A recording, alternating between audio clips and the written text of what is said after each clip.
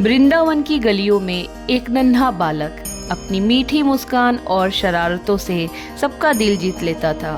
वो कोई साधारण बालक नहीं था, वो थे स्वयं भगवान श्री कृष्ण। कभी माखन चुराते, कभी गोपियों को छेड़ते, तो कभी अपनी प्यारी बांसुरी से सबको मंत्रमुग्ध कर देते। आज की इस कहानी में हम सुनेंगे नन्हे कान्हा की एक ऐसी प्यारी लीला जिसे सुनकर आपके चेहरे पर मुस्कान आ जाएगी और दिल भक्ति से भर जाएगा। वृंदावन में सुबह का समय था। चारों ओर गाय की घंटियों की मधुर आवाज गूंज रही थी। गोपियां अपने अपने घरों में माखन मथ रही थी, लेकिन उस दिन सभी गोपियां थोड़ी परेशान थी क्योंकि पिछले कई दिनों से उनके घर का माखन गायब हो रहा था। एक गोपी गुस्से में बोली, मैंने तो माखन ऊंचे घड़े में छिपाया था, फिर भी कोई चुरा ले गया।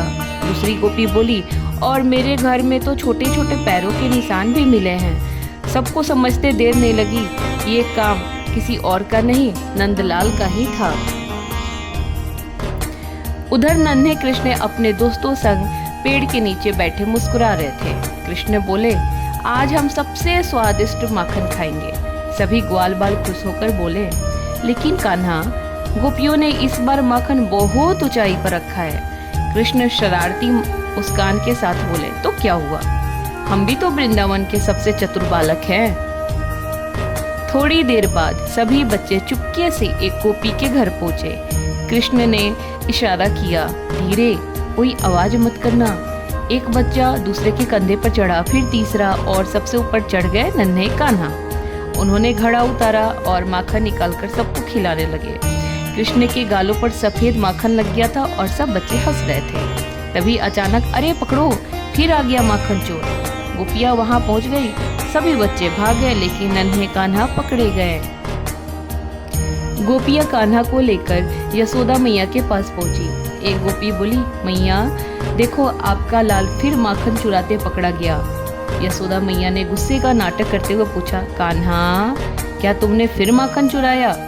कृष्ण मासूम चेहरा बनाकर बोले, नहीं मैया, मैंने कुछ नहीं किया। तो ये माखन तुम्हारे मुंह पर कैसे लगा? कृष्ण धीरे से बोले, मैया, ये तो बिल्ली ने लगा दिया। इतना सुनते ही सभी गोपियां हंस पड़ी। तब एक बूढ़ी गोपी बोली, यशोदा, हम शिकायत करने नहीं आते।